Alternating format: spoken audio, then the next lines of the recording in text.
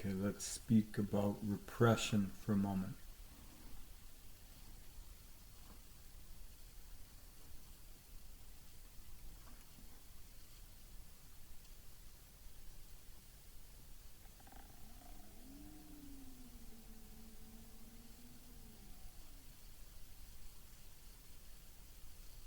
Perspective.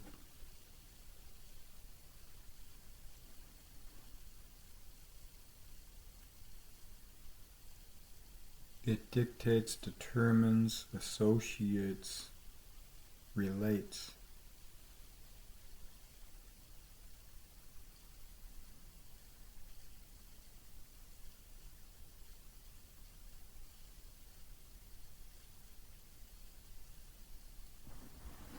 The qualities of ourselves that are in development are not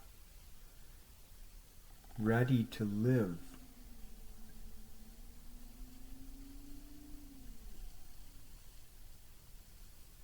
They cannot be released in the world because they're still growing, they're forming.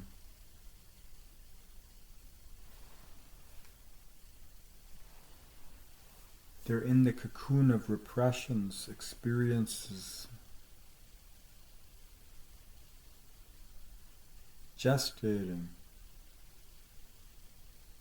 to be born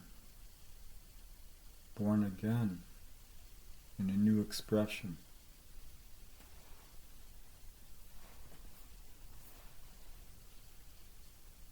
So what happens is in life we have experiences, they charge us. Our unconscious feeds upon these experiences and it becomes collaborative with us as our consciousness expands, grows beyond the limit of what we once knew.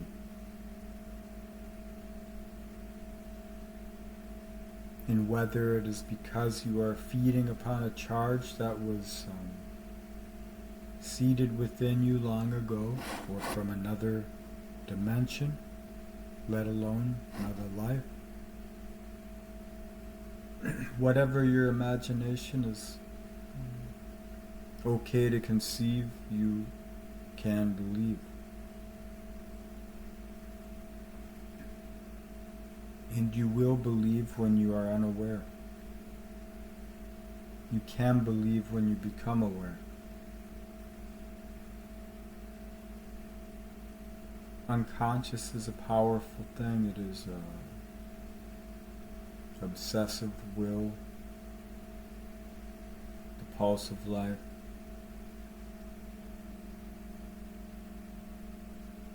Source of creation. Your grounding charge into being. So I'm speaking of repressions.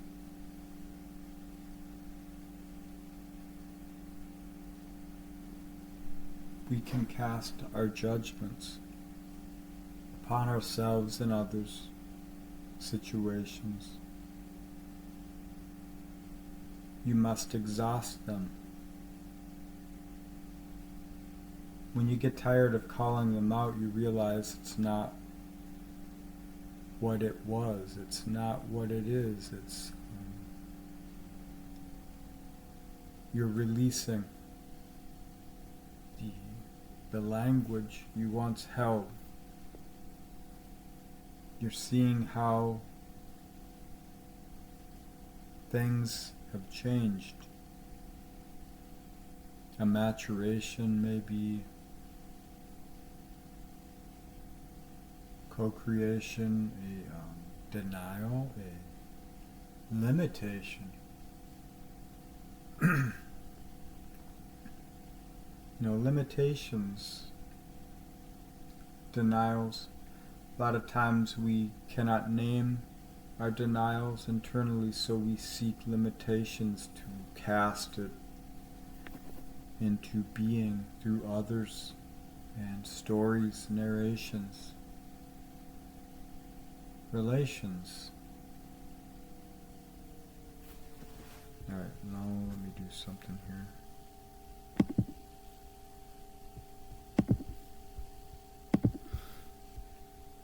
how did I get on the denial kick? So I just looked at the moment.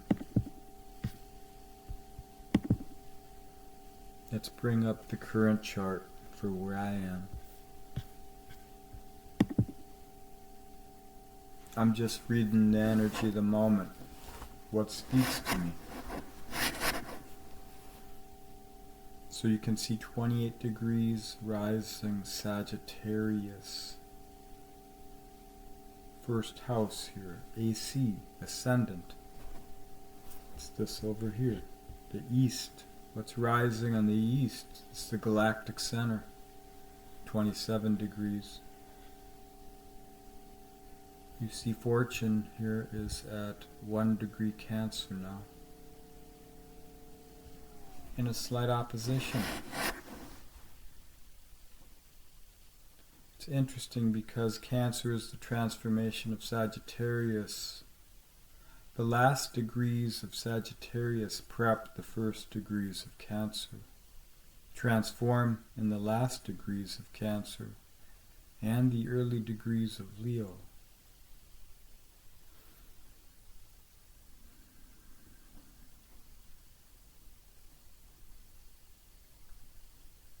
So beliefs, they change with time. You begin to realize that the consensus view is wrong, and you have wronged yourself by denying yourself.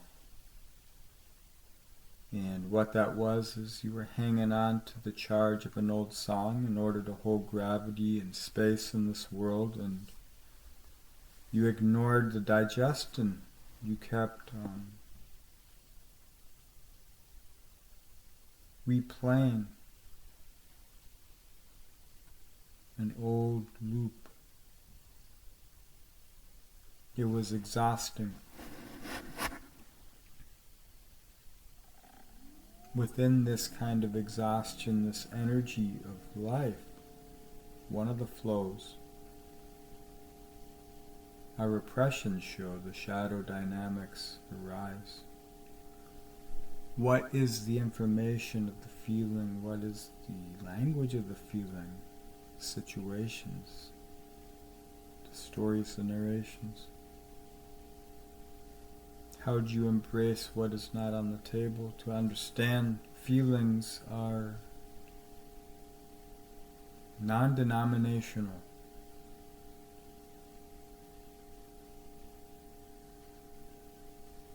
They are never truly defined. They are just the fuel of creation.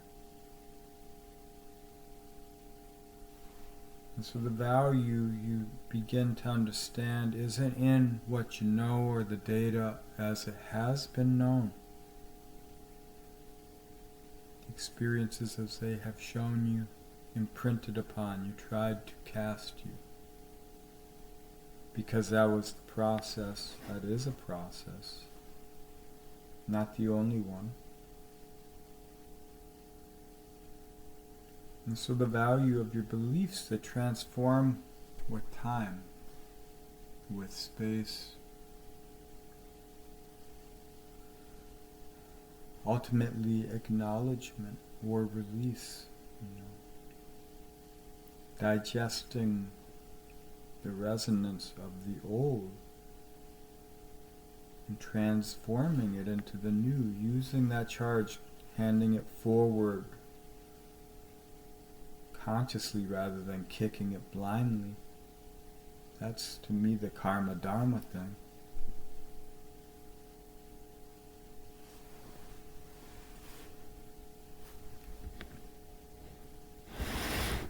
Alright, so anima animus, masculine, feminine, yin yang. Exile denial.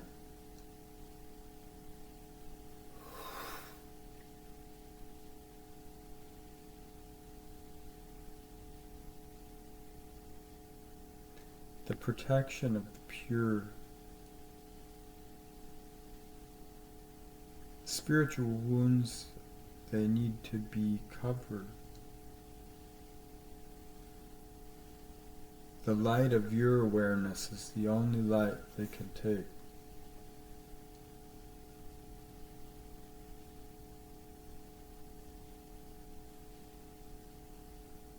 There's many ways to get into that search.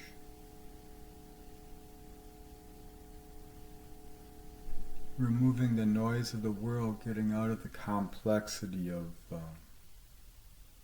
the resonance of causal relation, epigenetics, what it is you do put your energy into. When you can get out of that noise, you can get into the noise within. Discern what is and what is not your resonance, your words. What is good for you, what is not. How to honor that. How to take that forward into the world naturally. And put that spirit into whatever it is you do. Just light. Sixth house stuff. If you can embody that, that's foundation for anything. Of course, there's always things to learn, mistakes to be made, but that's not the only aspect of life. It's part of it. The victories, the creations, they're continuations. I feel if you can live that way, you're honoring existence. You don't have to claim anything. If you can live in that way, golden rule is more than instinct.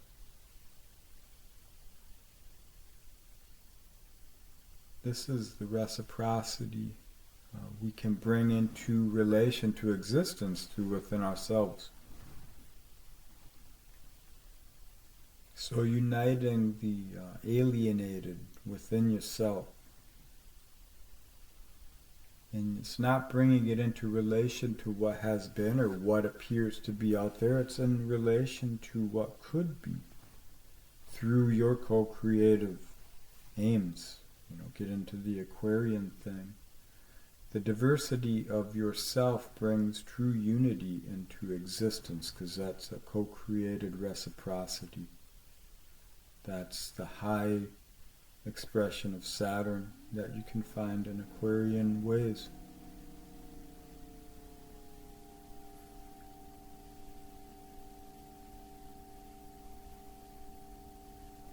So we got the moon here. We just had the full moon. Moon's about to head into the exalted Venusian sign of Taurus. Right now, the moon is coming out of a yod to an extent, yod-esque energetics with Venus and Jupiter. But these discordant yods are realizations to become aware of through cycles. We're in moon cycles. Of course, knowledge can limit you, So learning systems like this can limit some people. But it's release language. It's just loose meaning for words, for sounds. So what speaks to you, that's what you should listen to. If you're filling your head, your mind with the turmoil and the darkness of this world or others, or of your past, you're digesting. That's all right. If you're tuned to something else, then that's good too.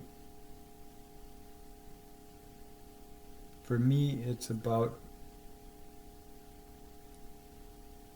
being as authentic as I can be, as natural as I can be, and allowing my own ignorance to lead me. I do check these things from time to time, these systems, these ideas.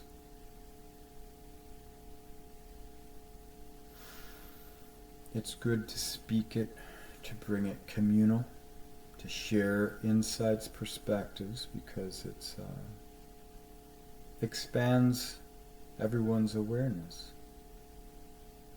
And when you speak of things, you are thinking differently, you're finding different ways of relating to the charge of the knowledge.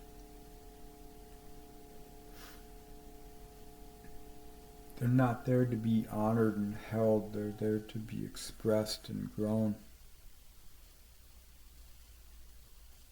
It's like children.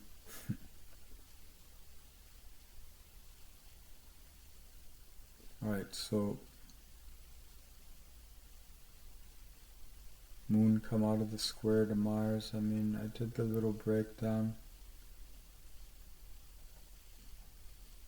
Moon's carrying all this fire, this spark, realizations of the relation through many different ways. Wounding is part of it, you know. The cultivation of our value, our power, through gaining perception, learning how much is required.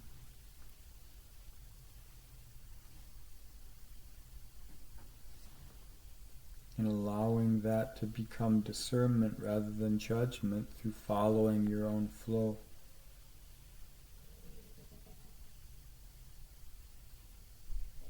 Who gives a shit what other people feel and think? If you're living in accordance with yourself, you're not stepping on anyone.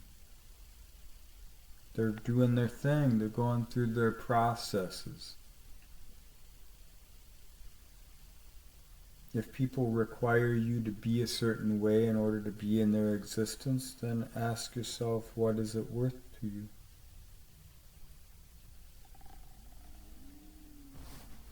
If they insist upon forcing it, then then you can be natural, however that might express. Don't be afraid of your own power.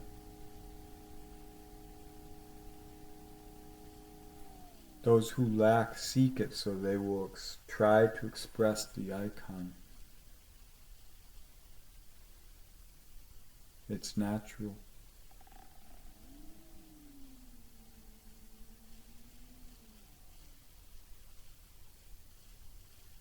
Yeah, so the grand water trine energetics as well.